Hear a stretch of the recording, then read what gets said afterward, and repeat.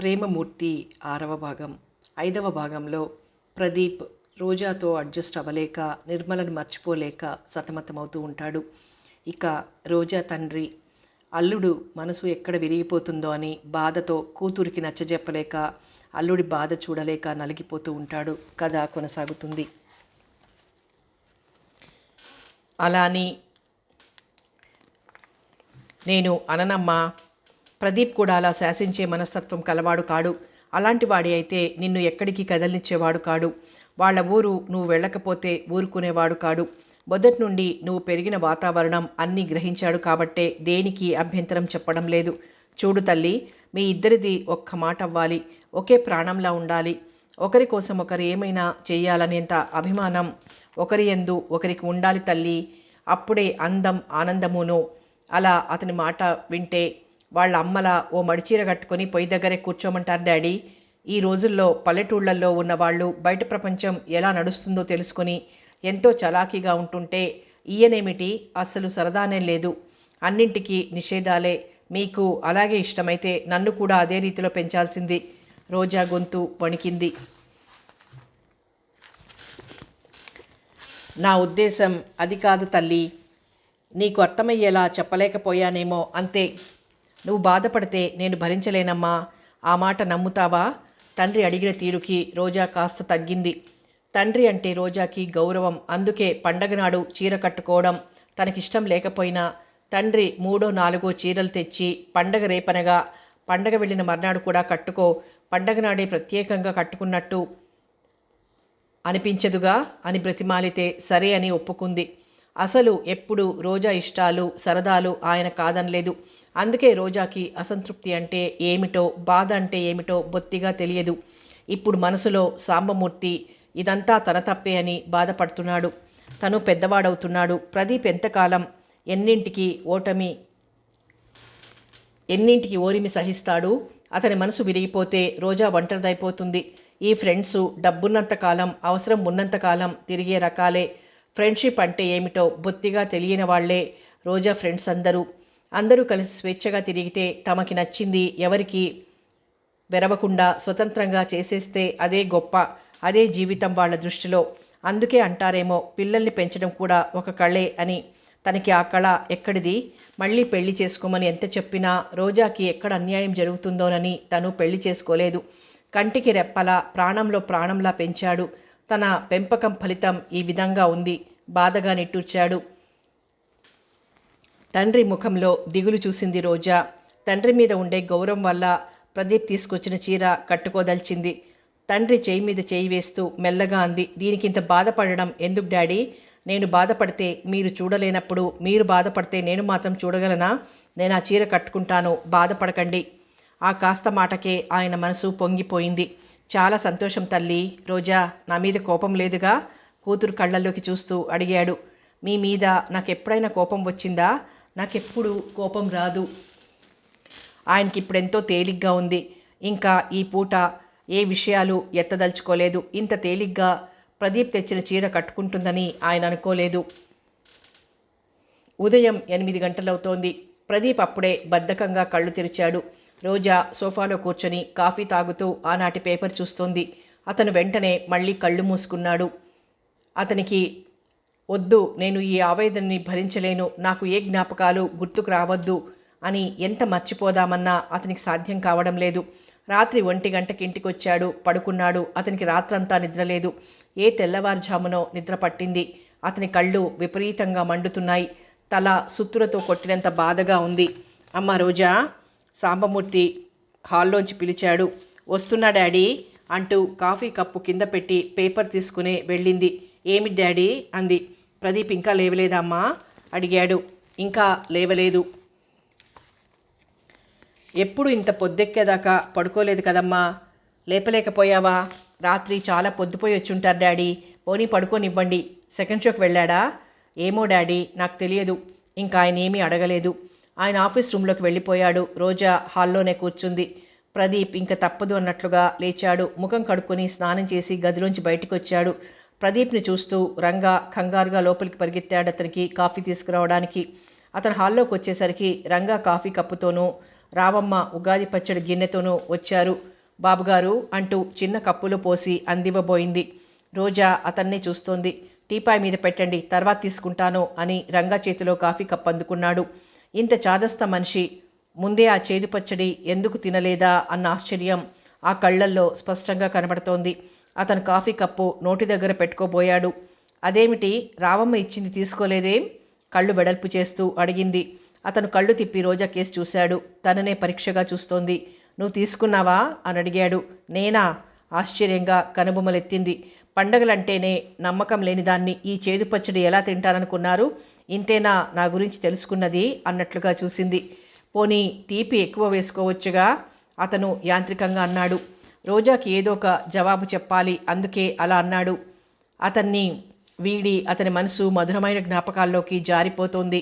ఎంత తీపి ఎక్కువ వేసుకున్నా దానిలో ఉండే చేదు గుణం ఎక్కడికి పోతుంది?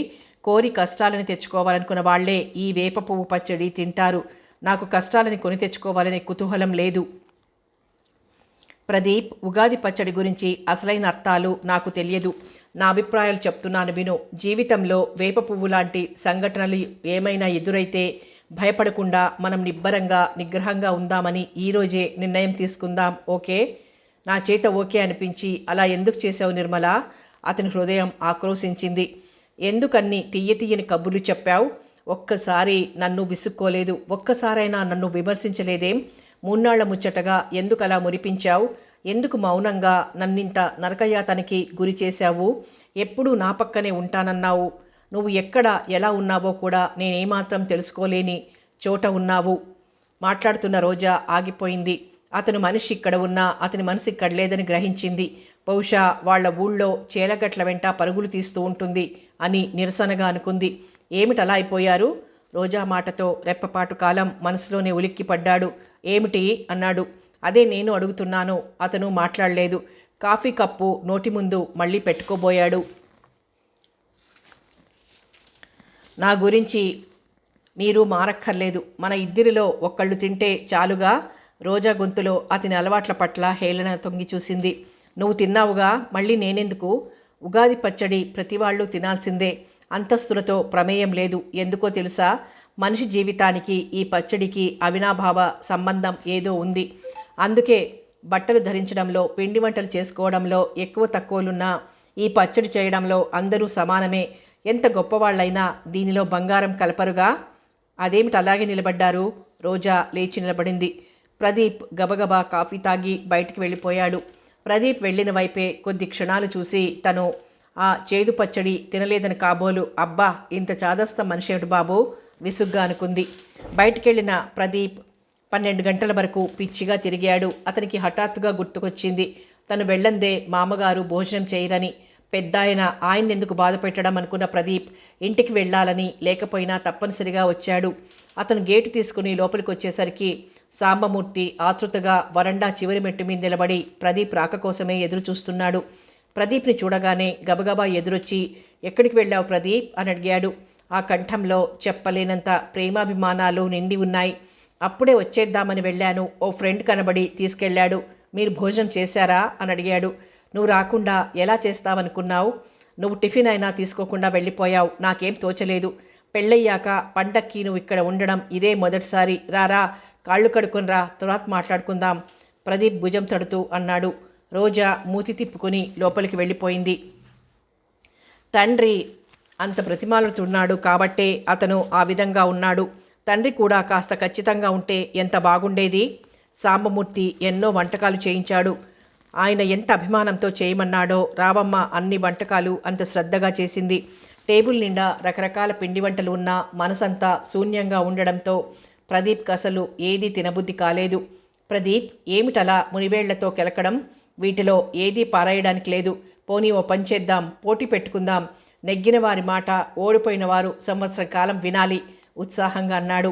ఆయన కాసేపు మాట్లాడితే ఆ కాసేపైనా ఏ చికాకులు దగ్గరికి రావు. నేనే ఓడిపోతానండి అని నవ్వేశాడు. అంటే నీ ఉద్దేశం? నేను సీరియస్గా అనబోయి నవ్వేశాడు. ప్రదీప్తో పాటు రోజా కూడా నవ్వింది. ఆ తర్వాత వాతావరణం తేలికపడినట్టయింది. సాంబమూర్తి తన చిన్ననాటి సంఘటనలు చెప్పి నవ్వించాడు. రావమ్మ ఏది వడ్డించపోయినా అల్లుడు వేసుకుంటే నాకు వెయ్యి వద్దనను అంటూ చంటి పిల్లాడిలా ఆ స్వీట్ కేసు చూసేవాడు. ఆయన చేష్టలకి ప్రదీప్కి నవ్వొచ్చేది. తప్పనిసరిగా కొంచెం వేసుకునేవాడు. అలా రోజాని ప్రదీప్ని ఉత్సాహంగా ఉండేలా చేశాడు. అందరి భోజనాలైనాక చాలాసేపు కబుర్లు చెప్పుకున్నారు. సాంబమూర్తికి ఆవలింతలొచ్చేస్తున్నాయి. ఎలాగో చిటికలు వేస్తూ కొంతసేపు ఆపుకున్నాడు. ఇంక నిద్ర ఆపుకోలేకపోయాడు. ఇంక లాభం లేదోయ్, కాసేపు పడుకుంటే గాని బండి పనిచేసేలా లేదు. అయినా నువ్వు చాలా గడుసువాడిలా నాకు భుక్తాయాసం వచ్చేలా తినిపించావు అన్నాడు పొట్ట మీద చేత్తో రాసుకుంటూ. ఎక్కువ తినేశానని అనుకుంటున్నారు, అంతేగాని మీకేం ఆయాసం లేదు, హాయిగా పడుకోండి అన్నాడు నవ్వుతూ. ఆయన గదిలోకి ఆయన వెళ్ళిపోయాడు. ప్రదీప్ లేచి వరండాలోకి వచ్చాడు. బయట ఎండ చుర్రుమంటోంది. వేడి గాడుపు వెచ్చగా తగులుతోంది.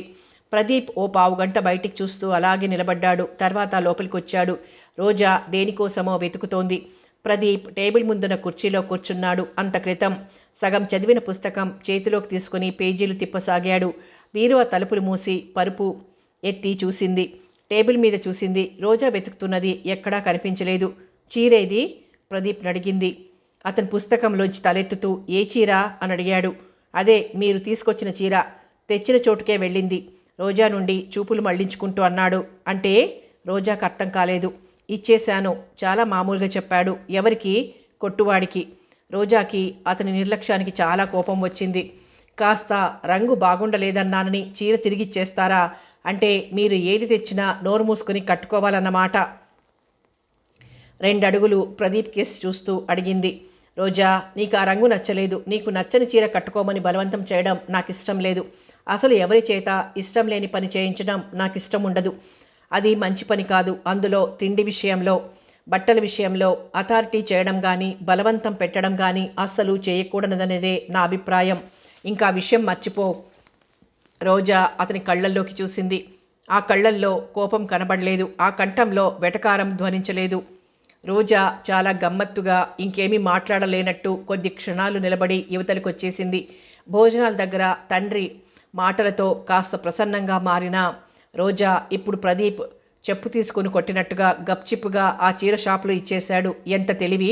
పైకి ఎంతో సహనం ఉన్నట్టుగా కనపడడం, నంగనాచిలా చేసేది చెయ్యడం. సాంబమూర్తి లేచే వరకు ఇద్దరూ చెరో గదిలోనూ కూర్చున్నారు. అందరూ టీ తాగాక రోజాతో, అమ్మా ఆ సూట్ ప్రదీప్కి ఇచ్చావా అని అడిగాడు. లేదు డాడీ అంది. ఇంకెప్పుడు వేసుకుంటారమ్మా? అసలు పొద్దున్నే వేసుకుంటారనుకున్నాను.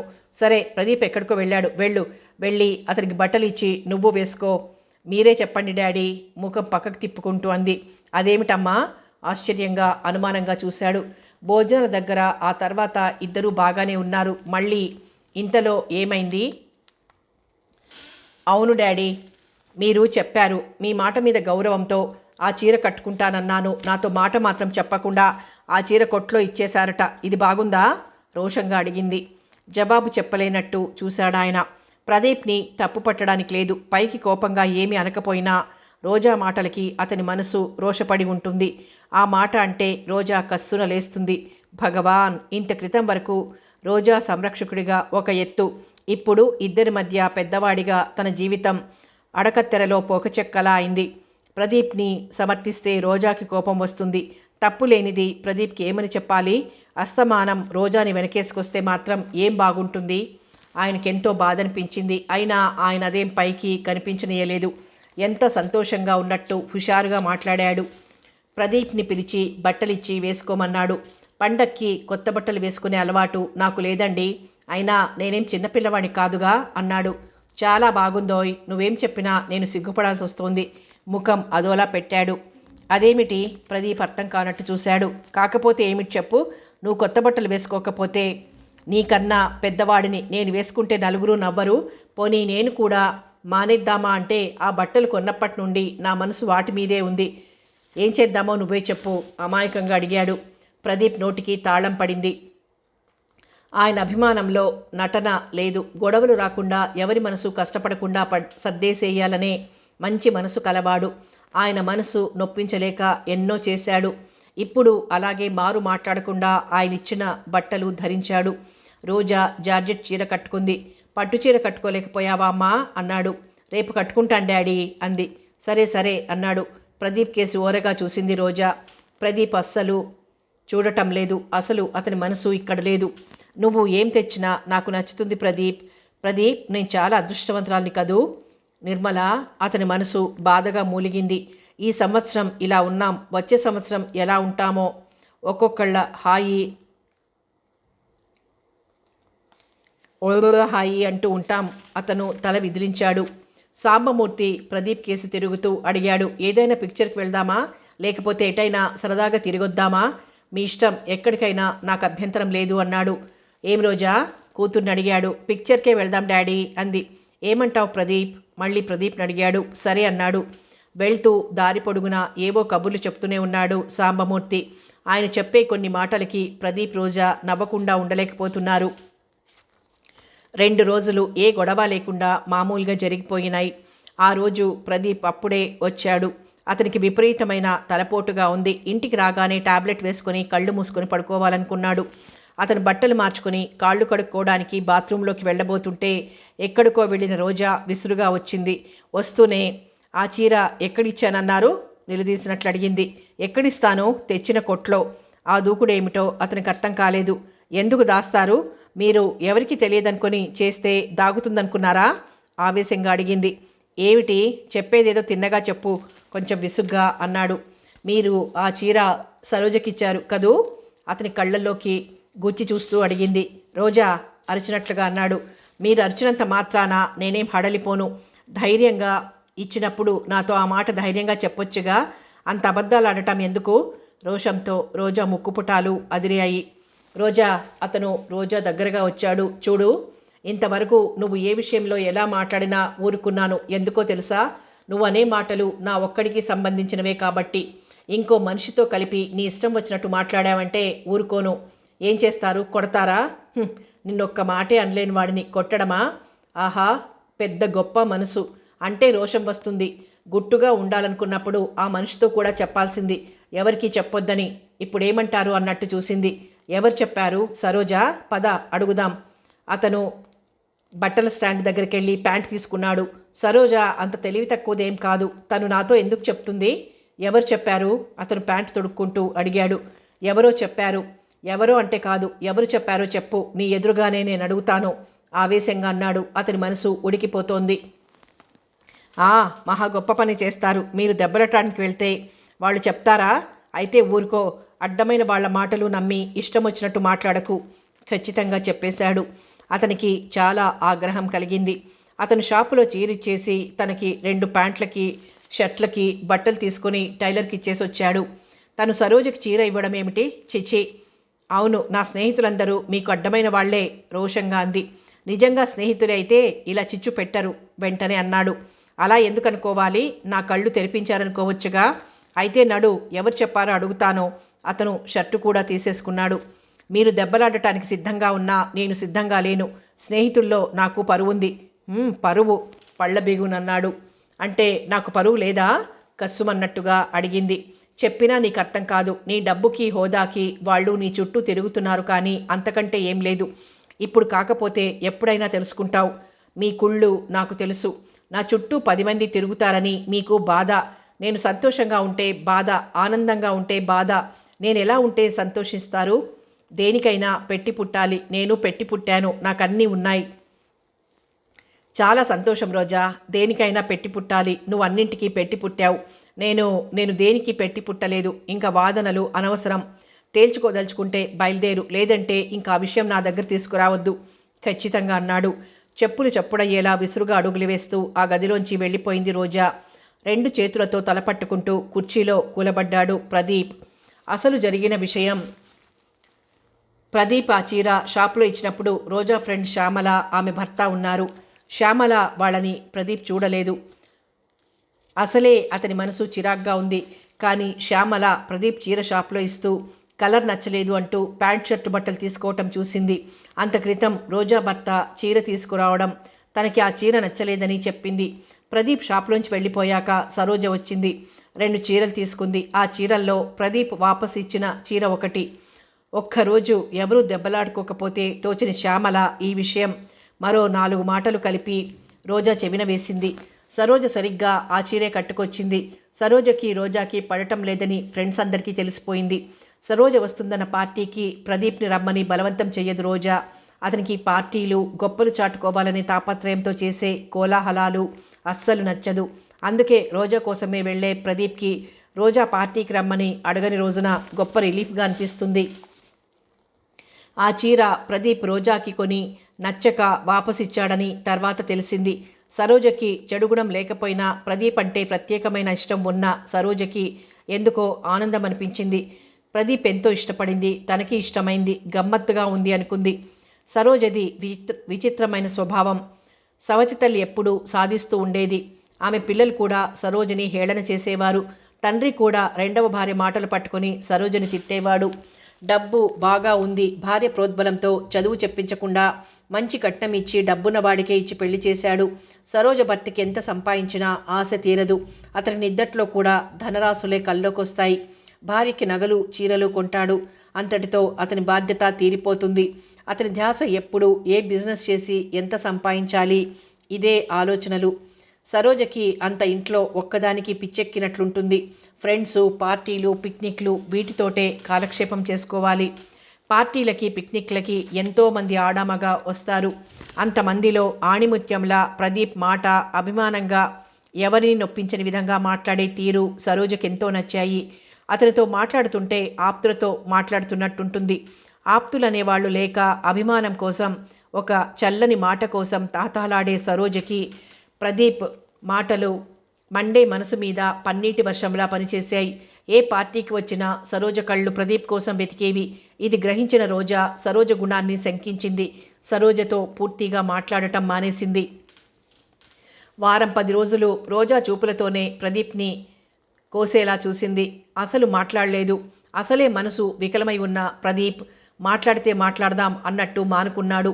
వీళ్ళు ఇలా ఎడముఖం బెడముఖంగా ఉన్న రోజుల్లో వర్మ వచ్చాడు. ఆయన పని మీద ఈ ఊరు వస్తూనే ఉంటాడు. కానీ సాంబమూర్తి ఊరు మకాం మార్చినట్టు మాత్రం ఆయనకు తెలీదు. సాంబమూర్తి వర్మ హోటల్లో తారసపడ్డారు.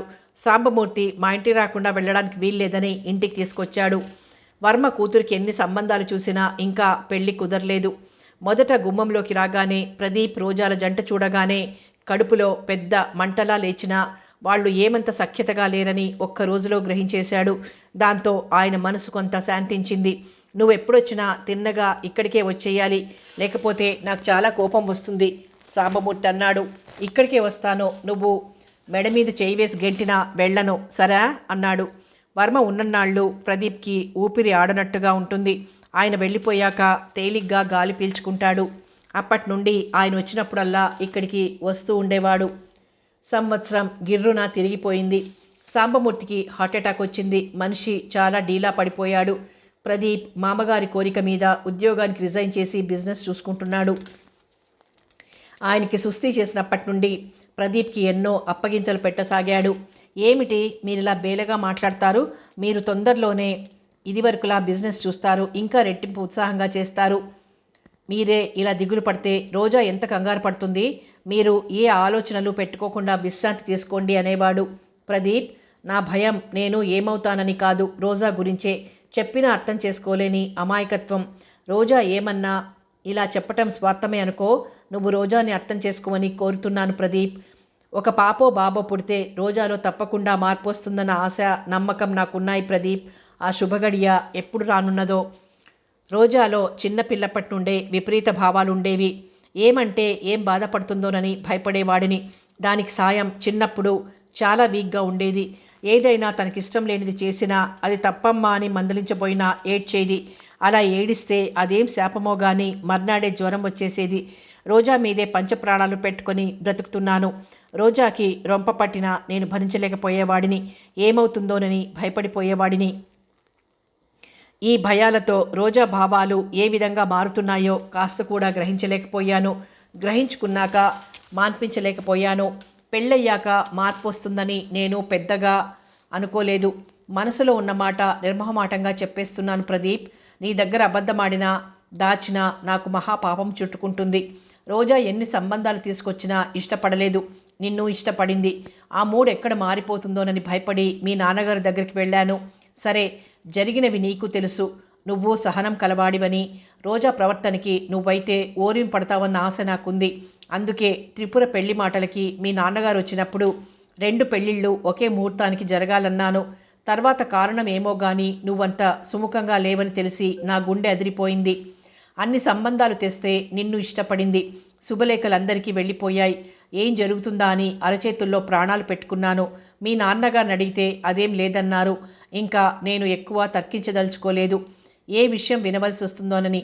ప్రదీప్, నాకు నయమైతే సంతోషమే. ఒకళ్ళు కాదు, ఇద్దరు కాదు, కనీసం 6 పిల్లలు మీకు కలగాలి. వాళ్ళు ఇంటి నిండా బిలబిల్లాడుతూ తిరగాలి. వాళ్ళని నా వీపు మీద ఎక్కించుకొని సవారీ చెయ్యాలి. ఇన్ని కోరికలున్నాయి ప్రదీప్. రోజాకి పిల్లలు పుట్టే వరకు రోజా పసిపిల్లే. ఒకళ్ళిద్దరు పిల్లలు పుడితే రోజా తప్పకుండా మారుతుంది. అంతవరకు నువ్వు సహనం పట్టాలి. ఇలా చెప్తున్నందుకు నా మీద నీకు కోపం రావటం లేదుగా? మధ్య మధ్యలో మీరు విశ్రాంతి తీసుకోండి, తర్వాత మాట్లాడుకుందాం అని ప్రదీప్ ఎంత చెప్తున్నా నన్ను చెప్పని అంటూ మనసులో ఉన్నదంతా చెప్పాడు. మీరేం చెప్పినా నాకు కోపం రాదు. మీరు అలాంటి భయాలు పెట్టుకోకండి. మీరేం చెప్పినా మా సుఖం కోరి, మా బాగు కోరి చెప్తారు. రోజాని నేను అర్థం చేసుకోవడానికే ప్రయత్నిస్తున్నాను, ఇంకా ప్రయత్నిస్తాను. రోజా గురించి మీరు నిశ్చింతగా ఉండండి. చాలు ప్రదీప్, నీ రుణం నేను ఎన్ని జన్మలెత్తినా తీర్చుకోలేను. ఎంత చల్లని మాట చెప్పావు. అయినా నీలాంటి మట్టిలో మాణిక్యాలు అలాంటి మంచి మాటలే చెప్తారు. ప్రదీప్ చేతులు పట్టుకొని సంతోషంగా అన్నాడు. ఆయన ముఖంలో హఠాత్తుగా కలిగిన సంతోషం చూసి ప్రదీప్కి భయం వేసింది. మీరు అలా ఇదైపోతారేమిటి? రోజాని పెళ్లి చేసుకున్న క్షణం నుండి రోజా బాధ్యత నాది. ఇప్పుడు రోజా ప్రవర్తనకి నేను బాధ్యుణ్ణి. మీరు అనవసరంగా లేనిపోని భయాలు పెట్టుకుంటున్నారు. ఇంకా మీరు ఈ విధంగా మాట్లాడితే అసలు మీ దగ్గరికి రాను, కొంచెం బెదిరిస్తున్నట్టుగా అన్నాడు. డాక్టర్ పూర్తిగా రెస్ట్ తీసుకోమన్నాడు. ఈయనేమో రోజా గురించి తెగ బెంగ పెట్టుకొని ఏమేమో చెప్తాడు. ఆ మాటలనకు ప్రదీప్. నా మనసులో ఉండేదంతా నీకు చెప్పకపోతే నాకు తోచదోయ్, అంతే, ఇంకా మాట్లాడను బుద్ధిమంతుడిలా అన్నాడు. ఆయన అలా అంటాడు కానీ మర్నాడు కూడా ఇలాగే ఏదో ఒకటి చెప్తాడు. కాసేపు విని ఆ తర్వాత బెదిరిస్తాడు ప్రదీప్. సాంబమూర్తి రోజాని దగ్గర కూర్చోబెట్టుకొని ఏదైనా చెప్పబోతాడు. దేనికి భయపడిన రోజా తండ్రికి సుస్థి చేసేసరికి కాస్త భయపడింది.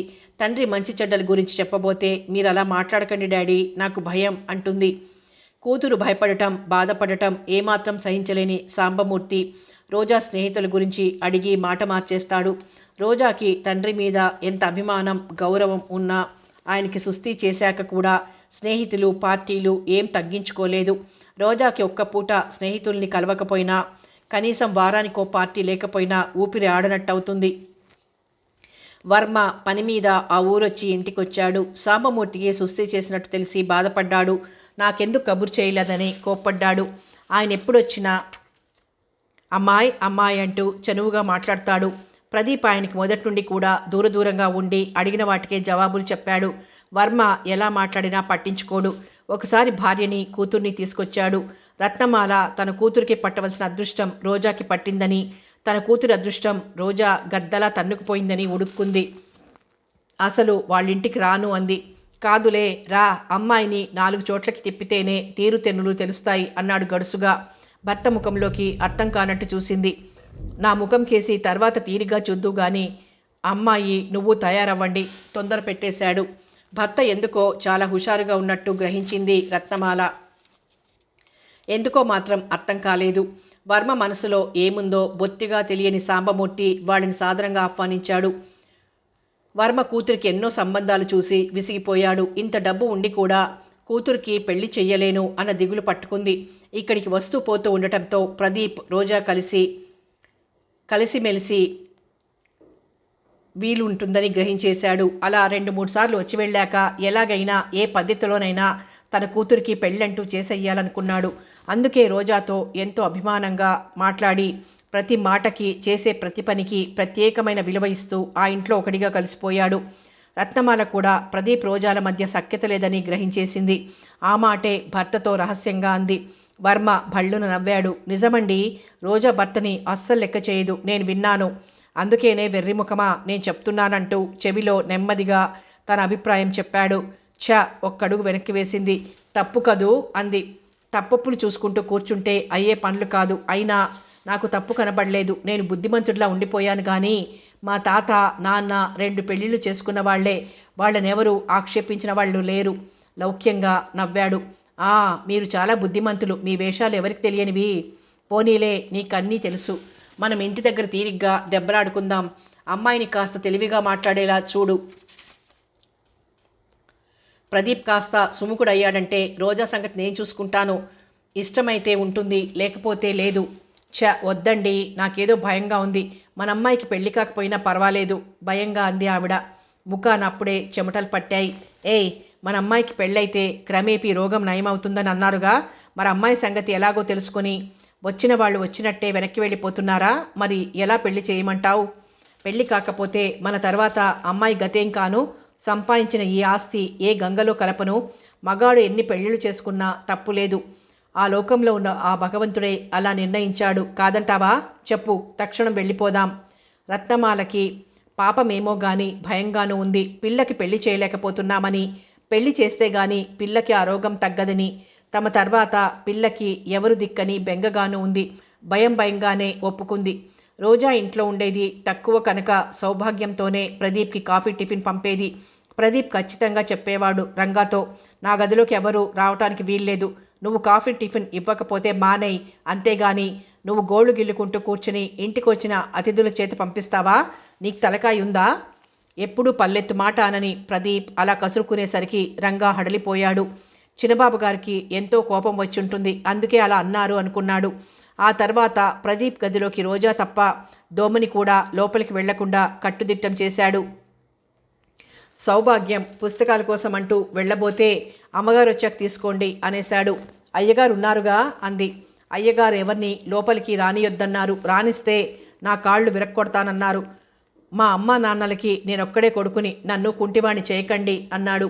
నేను మా అమ్మా నాన్నలకు ఒక్కదాన్నే, మరి నేను భయపడుతున్నానా? రంగాన్ని మాటల్లో పెట్టి లోపలికి వెళ్ళాలని చూసింది. మీరెందుకు భయపడతారు? కానీ మేం భయపడాలి తల్లి. వెళ్ళి రెస్ట్ తీసుకోండి. పళ్ళు నూరుతూ పైకి వినయంగా చేతులు జోడించాడు. 10 రోజులున్నా కాస్త కూడా వాళ్ల ఎత్తులు పారలేదు. అయినా వర్మ నిరుత్సాహపడలేదు. నిదానం ప్రధానం అనుకున్నాడు. భార్యని కూతుర్ని తీసుకుని ఇంటికొచ్చాడు. ఇంటికొచ్చిన మర్నాటి నుండి సౌభాగ్యం, నాన్న, మనం కూడా హైదరాబాద్లోనే ఉందాం. ఈ ఇల్లు అమ్మేసి అక్కడే ఇల్లు కొనుక్కుందాం అంటూ మొదలుపెట్టింది. మంచి ఇల్లు బేరానికి వస్తే అలాగే చేద్దాం అన్నాడు. తండ్రి హైదరాబాద్ వెళ్ళి వచ్చినప్పుడల్లా, నాన్న, ఇల్లు కుదిరిందా అని అడుగుతోంది. అనుకున్న వెంటనే దొరుకుతుందా? వాకప్ చేస్తున్నాను అంటాడు. 6 నెలలు గిర్రున తిరిగిపోయినాయి. మామగారిని ఎక్కడికి తిరగనీయకుండా ప్రదీప్ అన్నీ తనే చూసుకుంటున్నాడు. రోజాలో ఏం మార్పు రాలేదు. కొత్త స్నేహితులు పుట్టుకొస్తున్నారు. పాత స్నేహితుల్లో ఇష్టం లేని వాళ్ళని తొలగించేస్తోంది. పెళ్ళై 2 సంవత్సరాలు దాటుతున్నా కూతురికి ఇంకా కాన్పు రానందుకు సాంబమూర్తి చాలా దిగులు పడ్డాడు. ఒక పిల్లాడో పుడితే కూతురు ఇంటి పట్టునుంటుంది. ఇంట్లో ఉంటే ఇంటి గురించి, భర్త గురించి కాస్తైనా ఆలోచిస్తుంది. అప్పుడు మెల్లమెల్లగా తనే తెలుసుకుంటుంది, తనే మారుతుందని ఎంతో ఆశ పెట్టుకున్నాడు. ప్రదీప్ రెండో చెల్లెలు భ్రమర పెళ్ళయింది. పెద్ద తమ్ముడు పెళ్లి కూడా అయింది. త్రిపుర కాపురం చక్కగా సాగుతోంది. కొడుక్కి పేరులో అన్నగారి పేరు కలిసేలా పవన్ కుమార్ అని పెట్టుకుంది. చిన్న కొడుకు కోడలు ఇష్టారాజ్యంగా ఉన్నారని, రోజూ ఇంట్లో గొడవలేనని తల్లి చెప్పుకొని ఏడ్చింది. సాధారణంగా ఎవరు ఏమన్నా పట్టించుకొని రుక్మిణమ్మ 10 మంది వినేలా భర్త కొడుకు తిట్టుకోవడం. కోడలు సాయంత్రాలు అయ్యేసరికి నాకు షికార్లు అలవాటని ముస్తాబాయ్ చేలగట్లకేసి కాలువకేసి షికారెళ్లడం, ఊళ్ళో వాళ్ళు వింతగా చెప్పుకోవడం. భర్త వచ్చి ఆ పిల్లకి బుద్ధి లేకపోతే నువ్వైనా చెప్పొద్దా అని తనని తిట్టడం. ప్రదీప్తో అన్నీ చెప్పుకొని ఏడ్చింది. ఒకసారి కోడలికి శివరామకృష్ణయ్యే చెప్పబోయాడు, ఈ పల్లెటూర్లలో షికార్లు తిరిగితే నలుగురు నవ్వుతారని. మీ పెద్ద కోడలు అసలు రానేలేదుగా. నేను ఇక్కడ ఉన్నాననా అలా అందరూ తలో మాట అంటున్నారు. ఇష్టం లేకపోతే చెప్పండి, వేరే పోతాం. నదురు బెదురు లేకుండా చెప్పేసరికి శివరామకృష్ణయ్య అదిరిపోయాడు. రోజా వెళ్ళి 2 రోజులు ఉండి వెళ్ళిపోయింది. రోజా వచ్చిందంటే మహాలక్ష్మి గుమ్మంలోకి వచ్చినట్టు పొంగిపోతాడు, అగ్గగ్గలాడతాడు. అది వరకు కొందామనుకున్న తోట, అందులోని మేడ అమ్ముతామని మాట ఇచ్చిన ప్రకారం తమ్ముడు సాంబమూర్తికి ఉత్తరం రాశాడు. ఇప్పుడు సాంబమూర్తికి ఆ తోట కొనాలనే కుతూహలం లేదు. అదే మాట ప్రదీప్తో అన్నాడు. కానీ రోజా ఊరుకోలేదు. ఆ తోట తనకెంతో నచ్చిందని, కొని తీరాల్సిందే అని పట్టుబట్టింది. సాంబమూర్తి కూతురికి నచ్చజెప్పబోయాడు. రోజా, ఇప్పుడు నేను వస్తామాను ప్రయాణాలు చేయకూడదు. నువ్వు పూర్తిగా అక్కడ ఉండలేవు. నేను అక్కడో ఇక్కడో ఒక్కచోటే ఉండగలను కానీ అది వరకులా అటు ఇటు తిరగలేను. ఇంకా కొనుక్కుని ఏం లాభం చెప్పు? ఇక్కడ 4-5 బంగళాలు చూసినా నీకు నచ్చలేదు. ఆ పెట్టే డబ్బు పెట్టి ఏకంగా నీకు నచ్చిన రీతిలో ఈ ఊళ్ళోనే చక్కని మేడ కట్టుకుందాం. నీకు ఏ మోడల్లో ఇల్లు కావాలో చెప్పు అన్నాడు. సమ్మర్లో 2-3 నెలలు హాయిగా ఉండొచ్చుగా డాడీ. ఏడాదికొక్క 2-3 నెలలు ఉండడానికి 1,50,000 పోసి ఎందుకమ్మా కొనడం? ఇక్కడే నీకెలా కావాలంటే ఆ విధంగా నేను దగ్గరుండి కట్టిస్తాగా అన్నాడు. రోజా మాట్లాడలేదు. తను పూర్తిగా అక్కడ ఉండలేని మాట నిజమే, కానీ సమ్మర్లో ఫ్రెండ్స్ని తీసుకెళ్ళి హాయిగా ఎంజాయ్ చేయొచ్చు. ఊటీ వెళ్ళినంత హాయిగా ఉంటుంది. అక్కడ వాతావరణం అంత బాగుంది. మరికొంత డబ్బు ఖర్చు పెడితే ఇక్కడ ఉన్న సౌకర్యాలన్నీ అక్కడ అమర్చుకోవచ్చు. ఆ తోట వదిలిపెట్టబుద్ధి కావడం లేదు రోజాకి. రోజా మౌనంగా ఉండిపోవడంతో ఇంకా ఆయనేం చెప్పలేకపోయాడు. రోజా అక్కడి నుండి వెళ్ళిపోయాక ప్రదీప్ని అడిగాడు, ఏం చేద్దామంటావు ప్రదీప్? నాకేమో అనవసరం అనిపిస్తోంది. అప్పుడు అమ్మాయి సరదా పడితే నేను ఇష్టపడ్డాననుకో, నీ సలహా చెప్పు. ప్రదీప్ ఏం చెప్తాడు? రోజాకి కోపం వచ్చిందంటే నా డబ్బు నా ఇష్టం అన్నా అనగలదు. సమ్మర్లో 2 నెలలు గడపడానికి అక్కడ తోట బంగళా కొనమందంటే బుద్ధి ఉన్న మనిషేనా అనిపించింది. అయినా తనేం చెప్పలేడు. వాళ్ళిద్దరూ ఆలోచించుకొని చేసుకోవాల్సిందే అనుకున్నాడు. పెద్దవారు, మీకన్నా నాకు ఎక్కువ తెలుస్తుందా? మీకు ఎలా బాగుంటే అలా చెయ్యండి మృదువుగా అన్నాడు. ఒకసారి ముగ్గురు వెళ్ళొద్దాం. అప్పటికి అమ్మాయి మనసు మార్చుకోకపోతే దానిష్టం అన్నాడు. ప్రదీప్ సరే అన్నాడు. కారులో ముగ్గురు బయలుదేరారు. సాంబమూర్తి దారిలో అన్నాడు, రోజా నీకు ఆ తోట ఆ మేడ అంత బాగా నచ్చితే నాకు అభ్యంతరం లేదు, కానీ ఒక్కటి మాత్రం నిజం, నువ్వు ఒప్పుకోవాలి. ఇంత డబ్బు పెట్టి అలా ఖాళీగా వదిలేయడం నాకు నచ్చడం లేదమ్మా. అందుకని నేను అక్కడ ఉంటాను. ఒక నమ్మకమైన కుర్రాడిని పెట్టుకుంటాను. నా పనుల్ని చూస్తాడు. మీరు వస్తూ పోతూ ఉండొచ్చు డాడీ అంది తండ్రి ఒళ్ళో చెయ్యేస్తూ. మీరొక్కరూ అక్కడుంటారా? మిమ్మల్ని వదిలి నేను ఉండగలనని అనుకున్నారా? రోజా గొంతు అదోలా అయింది. వాతావరణం ప్రశాంతంగా ఉంటుందమ్మా. సంవత్సరానికి 10 నెలలు తాళం పెట్టి ఉంచితే ఆ ఇల్లు ఎలా ఉంటుంది? అయినా అంత తోటలో పూర్తిగా పనివాళ్ల మీదే వదిలితే లాభం ఉండదు. దగ్గరుండి అన్నీ చూసుకోవాలి నచ్చ చెప్తున్నట్లుగా అన్నాడు. తోట బేరం కుదరలేదు. 2 లక్షల దాకా చెప్పారు. ఆ తోట ఇప్పుడు రోజాకి అంత అందంగా కనబడలేదు. అప్పుడెంతో కళకళలాడుతూ కన్నుల పండువుగా కనబడే తోట ఇప్పుడు బోసిపోయినట్టుగా వెలవెలబోతున్నట్టుగా కనబడుతోంది. 2 లక్షలు అనేసరికి రోజాకి ఇష్టం అనిపించలేదు. కనీసం ఇంకో 50,000 ఖర్చు పెట్టందే ఇంటి రిపేర్కి ఆధునిక సౌకర్యాలకి కాదు. తన తండ్రిని వదిలి ఉండలేదు. డాడీ అన్నట్టు సంవత్సరంలో 10 నెలలు వదిలేస్తే ఈ తోట ఇంతకన్నా ఘోరంగా ఉండొచ్చు అనుకుంది. రోజాకి ఎందుకో ఇప్పుడు వచ్చి తోట చూశాక అది వరకు ఎలాగైనా సరే ఎంత డబ్బైనా సరే ఆ తోట కొనేయాలి అన్న కుతూహలం ఇప్పుడు లేదు. మనం 10 సార్లు అడిగాం కాబట్టి వాళ్ళు మరీ బెట్టు చేస్తున్నారు డాడీ. 2 లక్షలా? ఇంకా బోల్డంత ఖర్చు పెట్టాలి. వద్దు డాడీ, వెళ్ళిపోదాం అంది. సాంబమూర్తి కూతురు ముఖంలోకి చూశాడు. అంత డబ్బు అనవసరం అన్నట్టుగానే ఉంది. ఆయన తేలిగ్గా ఊపిరి పీల్చుకున్నాడు. కానీ రోజాతో అన్నాడు, ఇంకా ఎవరూ బేరం చేయలేదమ్మా. ఎవరూ ముందుకు రాకపోతే వెనకటి బేరానికే వస్తారేమో. రోజా మాట్లాడలేదు. వాళ్ళ ఆ పూట వచ్చేద్దామనుకుంటే సాంబమూర్తి స్నేహితుడు కొడుకు రాఘవ వెళ్ళనీయలేదు. మా నాన్నగారు లేకపోతే మా ఇంటికి రాకూడదా? మా ఇంట్లో కనీసం 2 రోజులైనా సరే ఉండందే వెళ్ళడానికి వీల్లేదు అని పట్టుబట్టాడు. అది వరకు సాంబమూర్తి రోజా వచ్చినప్పుడు రాఘవ తండ్రి బాగున్నాడు. 2 రోజుల వరకు ఈ రాత్రికి ఉంటాం, ఉదయం వెళ్ళిపోతాం. నా ఆరోగ్యం అంత బాగుండలేదన్నాడు సాంబమూర్తి. రాఘవ దగ్గరుండి వాళ్ళని ఇంటికి తీసుకెళ్లాడు.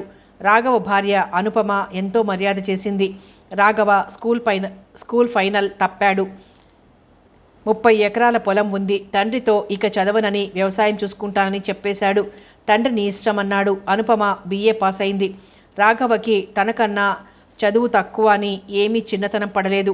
అతని వ్యక్తిత్వం నచ్చి ఇష్టపడి పెళ్లి చేసుకుంది. ఒకరినొకరు అర్థం చేసుకుంటూ హాయిగా జీవితం గడుపుతున్నారు. వాళ్ళకి 2 పిల్లలు. వాళ్ళ మాటలు చురుకు చూస్తే సాంబమూర్తికి ప్రదీప్కి చాలా ముచ్చట వేసింది. ప్రదీప్ ఆ ఇంట్లో అడుగు పెట్టేసరికి ఎంతో ప్రశాంతంగా ఉన్నట్టు అనిపించింది. రోజా ఆ ఇంటి అలంకరణను చూస్తోంది. ఇంత డబ్బుంది, హాయిగా డాబా వేసుకోలేదు అనుకుంది. వీళ్ళు వెళ్ళగానే కాఫీ టిఫిన్ ఇచ్చి కాసేపు కూర్చుని కబుర్లు చెప్పింది. తర్వాత కొన్ని పుస్తకాలు, తను చేసిన ఎంబ్రాయిడరీ, బట్టల మీద చేసిన పెయింటింగ్సు, ఇచ్చి వీటిని చూస్తూ ఉండండి, నేను కొంచెం పని చేసుకొస్తాను అని వెళ్ళి గబగబా వంట చేసింది. అనుపమ మాట్లాడే విధానం, అభిమానంగా వడ్డించే విధానం చూస్తే ఎంత మొహమాటస్తులైనా అది వదిలేసి ఆ ఇంట్లో మనిషిలా కలిసిపోతారు. మంచి గృహిణి అంటే ఇలాంటి వాళ్ళనే అంటారేమో అనిపించింది ప్రదీప్కి. ముట్టుకుంటే బట్ట నలిగిపోతుందేమో అన్నట్టుగా కూర్చునే రోజాకి అనుపమ మాటల్లో ఆప్యాయత కానీ వాళ్ళ పిల్లల చేష్టల్లో ముద్దు కానీ ఏమీ కనిపించలేదు. అంత చదువుకుని కనీసం తనతో సమానమైన చదువైనా కాదు, మరీ స్కూల్ ఫైన్లైనా పాస్ కాని వాడిని ఎలా చేసుకుందో అదేం గొప్ప అనుకుంది. రోజా మగవాళ్ళ దగ్గరే కూర్చుంది, కానీ అనుపమ వడ్డన చేస్తోంది. కాస్త సహాయానికి కూడా వెళ్ళలేదు. అనుపమ పీటలు వాల్చి అందరికీ వెండి కంచాలు, వెండి గ్లాసులతో మంచినీళ్లు పెట్టి అన్ని వంటకాలు వడ్డించడానికి అందుబాటులో ఉండేలా అన్నీ సిద్ధం చేసుకుని అందరినీ భోజనాలకి రమ్మని పిలిచింది. ప్రదీప్ లేస్తూ రోజా కేసు చూశాడు. కుర్చీలో వెనక్కి వాలి పుస్తకం పేజీలు తిప్పుతోంది. అనుపమ చూడమనిచ్చిన పెయింటింగ్స్ కానీ ఎంబ్రాయిడరీలు కానీ అసలు చూడనే లేదు. రోజా అనుపమ ఇంచుమించుగా ఒకే వయసు వాళ్ళై ఉంటారు, కానీ ఇద్దరికి ఎంత వ్యత్యాసం. దాంపత్య జీవితం గురించి తను కన్న కలలేమిటి? అతను తల విదిలించుకున్నాడు. అతని ఆలోచనలు అదుపు తప్పాయంటే తేరుకోవడం కష్టం. అతను మనసు మళ్లించుకోవడానికి పిల్లలతో మాట్లాడసాగాడు. ప్రదీప్ లోపలికి వస్తుంటే ఇద్దరు చెరో చెయ్యి పట్టుకుని వాళ్ళు వచ్చారు. అనుపమ పిల్లలకి వీళ్ళకి ఎదురుగా చిన్న చిన్న పీటలు వేసి అక్కడ పెట్టింది. ప్రదీప్ సాంబమూర్తి పక్కన కూర్చోవాలని ఉంది, కానీ తల్లి ఏమంటుందో అన్నట్టుగా కూర్చోకుండా అలాగే నిలబడ్డాడు. అనుపమ కూర్చోండి అనగానే ఇద్దరు సాంబమూర్తి ప్రదీపుల కేసు ఓరగా చూశారు. మళ్ళీ తల్లి కేసు చూశారు. సాంబమూర్తి ప్రదీప్ కూడా వాళ్ళ భావాలు గ్రహించేశారు. ఆ పిల్లల్ని అలా చూస్తే ఎంతో ముచ్చటేసింది, ముద్దొచ్చింది. పాప, బాబు ఇక్కడ కూర్చుందురు కానీ రండి ఇద్దరు అన్నారు. వాళ్ళు రాలేదు. తల్లి కేసు చూశారు. అక్కడ కూర్చుంటారా? కూర్చోండి, కంచాలు పెడతాను అని సాంబమూర్తి పక్కనొకరికి, ప్రదీప్ పక్కనొకరికి కంచాలు పెట్టింది. అందరి భోజనాలైనాయి. అందరికీ ఒక్కపొడి ఇచ్చి తను లోపలికి వెళ్ళింది. రాఘవ అందరికీ పక్కలు ఏర్పాటు చేశాడు. ఆ సంసారం ఎంతో ముచ్చటగా అనిపించింది ప్రదీప్కి. ఆ పిల్లలు ఎంతో ముద్దొస్తున్నారు సాంబమూర్తికి. తన మనుమలతో ఆడుకునే అదృష్టం తనకుందా అని ఆలోచిస్తున్నాడు. రోజా కళ్ళ ముందు ఆ తోట ఓసారి ఎంత మనోహరంగా, మరోసారి వెలవెలబోతున్నట్లుగా కనబడుతోంది. ఒకసారి అనుకుంటోంది కొనేస్తే ఏం అని, మరోసారి అంత ఖరీదు పెట్టి ఎందుకు దండగా, అక్కడే హాయిగా ఓ 1000 గజాల జాగా తీసుకొని చక్కని బంగళా కట్టుకొని దీని తాతలాంటి తోట అక్కడే పెంచుకోవచ్చు అనిపిస్తుంది. అందరూ హాయిగా నిద్రపోతున్నా ప్రదీప్కి నిద్ర పట్టలేదు. అలాగే తల కింద 2 చేతులు పెట్టుకుని పడుకున్నాడు. కథ కొనసాగుతుంది.